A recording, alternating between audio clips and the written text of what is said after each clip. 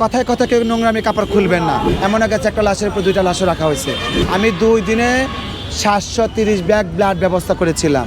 এই যে রক্ত, আমার গা ভরা রক্ত ছিল, আমরা দুপুরে খাইতে পারিনি, রাত্রে খাইতে পারিনি, এমনও দিন গেছে। এক শ্রেণীর মানুষের চিন্তাধারাই থাকে আপনারা রাস্তার মানুষ, আপনারা রাস্তা থেকে চাঁদা উঠে খাবেন। সব কিছু একদিকে রেখে কেন আপনি ওই আন্দোলনে যে সম্পৃক্ত হলেন, এই কারণটা কি মূলত একটু জানতে চাই। আমরা ঢাকা ইউনিভার্সিটি টাকা তুলে খাই। ছাত্ররা বিপদে পড়েছে মানে আমরা বিপদে পড়েছি।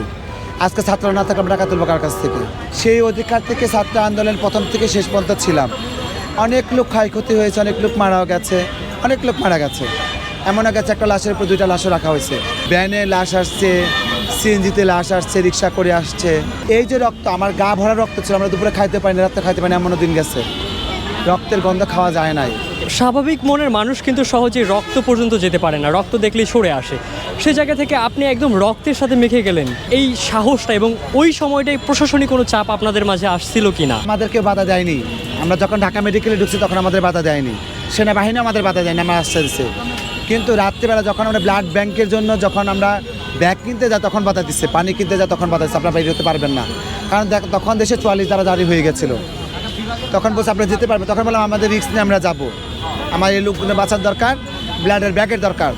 তখন ওই রিস্ক নিয়ে মিটপুর থেকে আমার 2 ভাই যেয়ে, আমার একটা হিজড়া মেয়ে যেয়ে, মেয়ে না আমার নাতিন, ও গিয়ে রাত্রি ওর নাম, ও গিয়ে ব্লাডের ব্যাগ কিনে আনে। সেটা মিটপুর থেকে কিনে আনা হয়, ঢাকা মেডিকেলে ছিল না। আমি 2 দিনে 730 ব্যাগ ব্লাড ব্যবস্থা করেছিলাম এবং নগদ 3 লক্ষ টাকা ক্যাশ উঠিয়েছিলাম। যাদের লাশ নেওয়ার ব্যবস্থা ছিল না তাদের লাশ নেওয়ার ব্যবস্থা করে দিয়েছি সেই টাকা দিয়ে।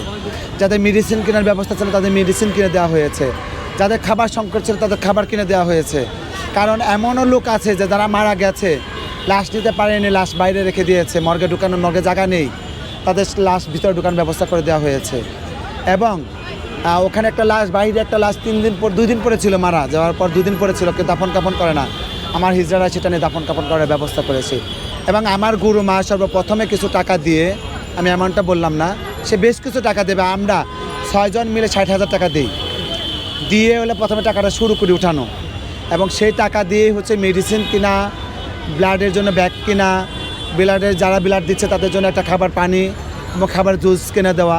এটা কিন্তু আমরা করি, ঢাকা মেডিকেল কর্তৃপক্ষ কিন্তু করেনি। আরেকটা কথা বলি, ওখানে একটা অ্যাম্বুলেন্স ব্যবসা আছে, যেটা হচ্ছে খুব খারাপ ব্যবসা। একটা মানুষ বিপদে পড়ে ওখানে আসে ট্রিটমেন্ট নেওয়ার জন্য।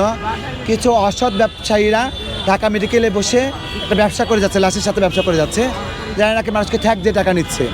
তা আমার কর্তৃপক্ষের কাছে একটা অনুরোধ থাকবে যে ওখানে একটা বিলবোর্ড টানে দেওয়া হোক, এত কিলোমিটার গেলে এত টাকা ভাড়া দিতে হবে, এত কিলোমিটার গেলে এত টাকা ভাড়া দিতে হবে, এবং সেটা অবশ্যই বাধ্যতামূলক। শিক্ষার্থীদের পাশে থাকা মানেই সমগ্র দেশের পাশে থাকা। এখন এই জায়গায় দাঁড় হয়ে এই বর্তমান দেশে আপনার প্রত্যাশা কি? প্রত্যাশাটা হচ্ছে যে যেখানে থেকে কাজ করুক, যেভাবে কাজ করুক, দলমত নির্বিশেষে পিছিয়ে পড়া দেশটাকে এগিয়ে নিয়ে যেতে হবে। এখন যারা ক্ষমতায় আসছে বা যাদেরকে ক্ষমতায় বসানো হয়েছে তাদের কিছু সময় দেওয়া উচিত।